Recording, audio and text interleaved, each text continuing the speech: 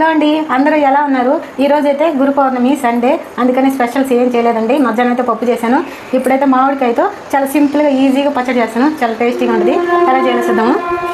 దీన్ని అయితే తొక్కు తీసి ముక్కలు కట్ చేసుకుందాం. పెద్ద పెద్ద చిన్న చిన్న ముక్కలు ఏం కాదు, పెద్దవి కట్ చేసుకుందాం. ఎందుకంటే దంచుతాం కాబట్టి. రోట్లు వేసి కొంచెం కచ్చా పచ్చగా దంచుదామండి మామిడికాయ ముక్కల్ని.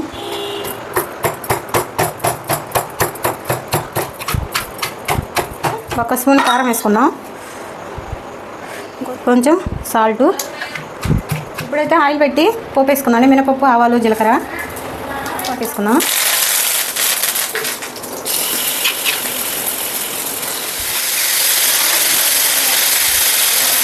ఇప్పుడైతే రెడీ అయిపోయిందండి. ఇప్పుడు టేస్ట్ చేద్దాం. ఇదిగోండి కలిపేసాను.